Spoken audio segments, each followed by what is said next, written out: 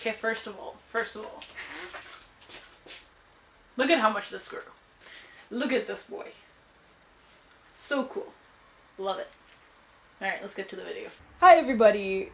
Welcome back to a longer format. I know it's been a while since I did a longer video, but I'm here today and I'm excited. It's gonna be fun. So what I have planned for today is we're gonna scroll through Yanko Design's posts and we're gonna criticize what they're doing. I want to start by saying that I actually really enjoy what Yanko Design posts, and I think that, you know, what they offer as examples and as inspiration is really great. But as every respectable designer, criticism is one of the major tools in my arsenal, and, you know, I'm gonna use it. So Yanko Design has an Instagram page where they post about a bunch of different designs from different designers. Let's start with their most recent post. Okay, so it's this teacup thing, mug, forgot the word for mug. It's this mug thing that has a little detail where you can basically hang the tea bag from, and it looks pretty good, I'd say. I like the colors that they used. I really like the design and, you know, the way that it feels. It feels like it would be like matte and it would feel like a bit textured.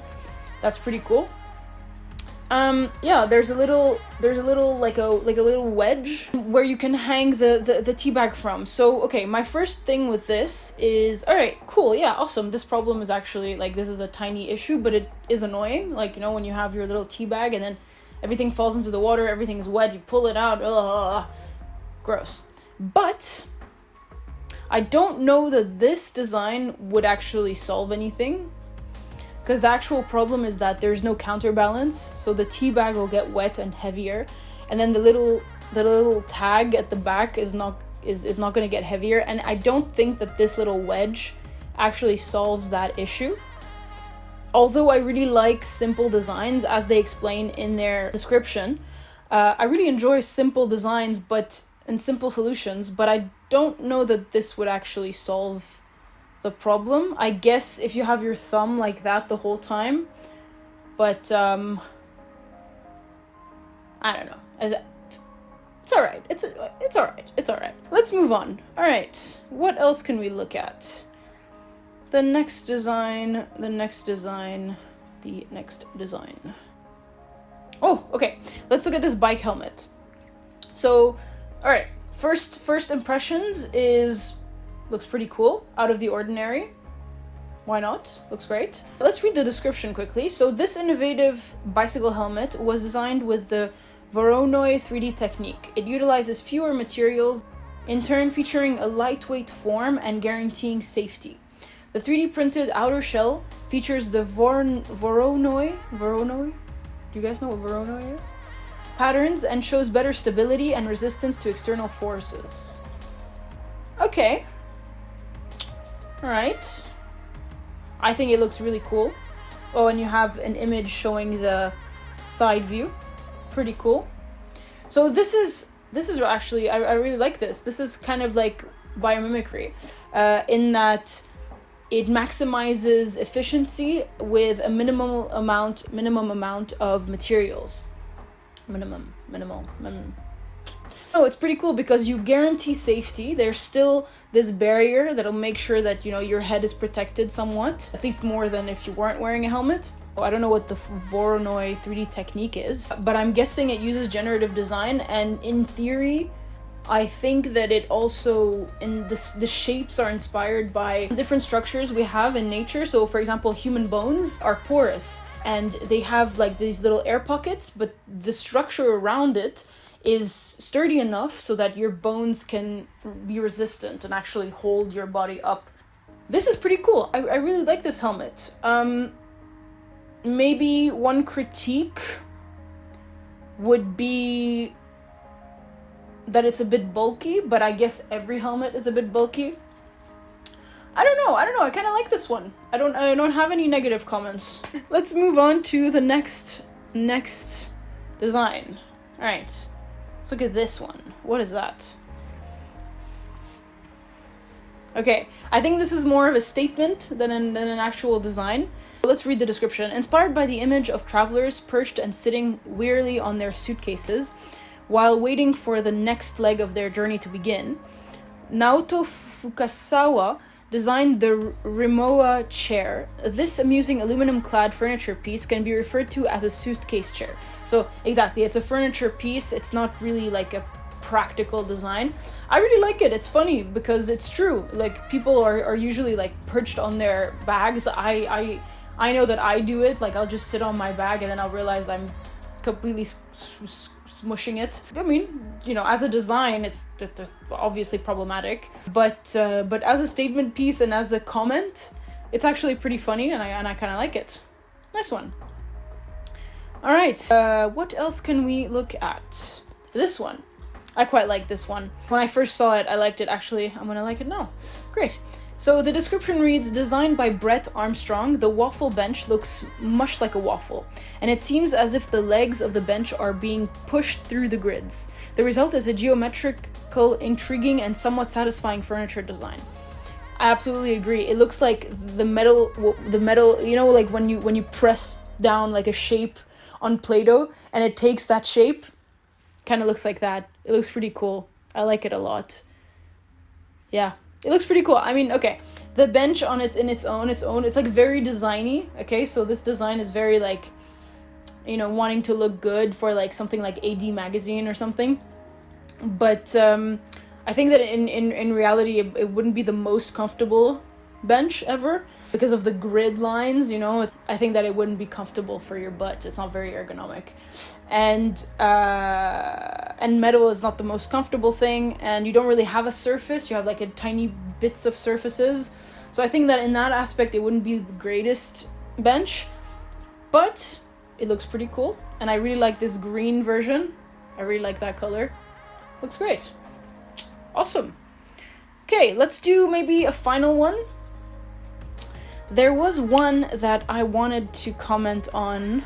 One thing that's actually fun to do with Yanko Design posts is look at the comments, because there will be a lot of aggressive, like, negative comments from people criticizing the design.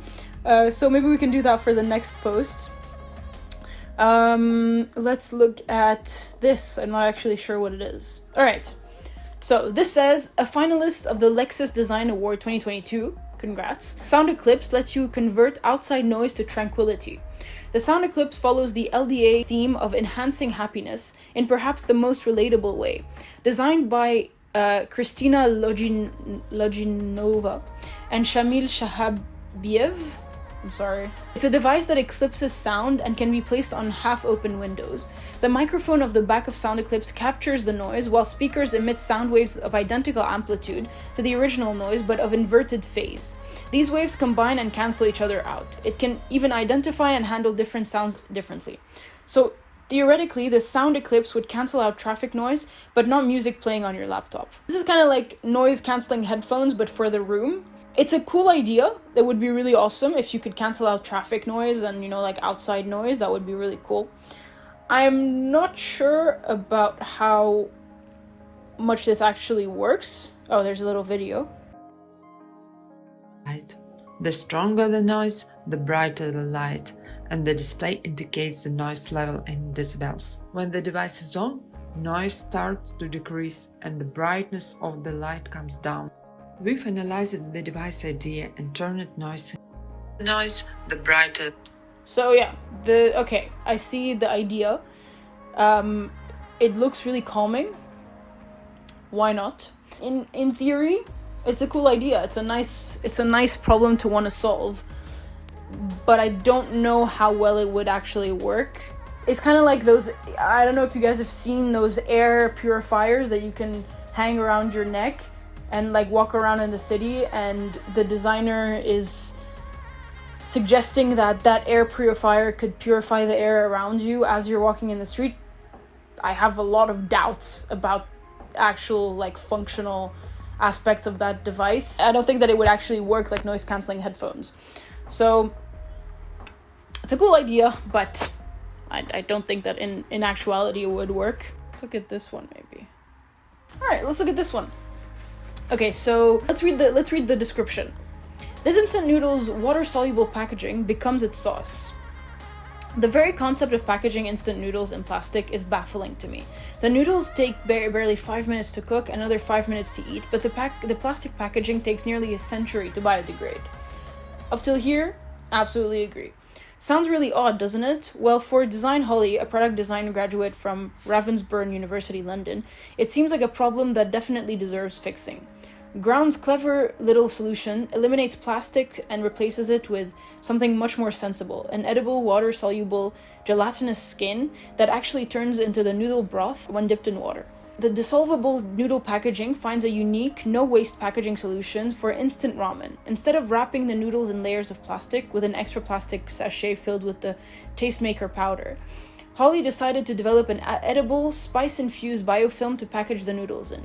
Okay, so I really like this design challenge. It's really cool. It's really cool to give yourself this challenge. I really like the visuals. The pictures are really awesome, and the idea is really great. I really think that it's such a good idea to switch out our packaging for something a little more responsible and actually think about those things more than we used to.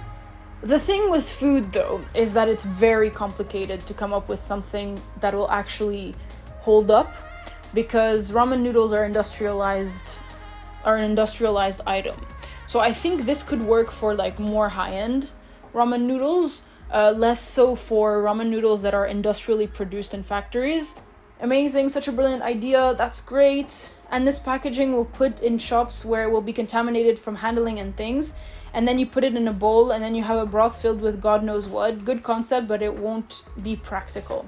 So yeah, again, hygiene seems to be a concern in this situation, and a few people are a bit worried about it. So let's look at the answers. I'm guessing it would come in an outer paper wrapping. Exactly what I was thinking. Why would you put this on a shelf without something around it? Look at the top middle image. Exactly.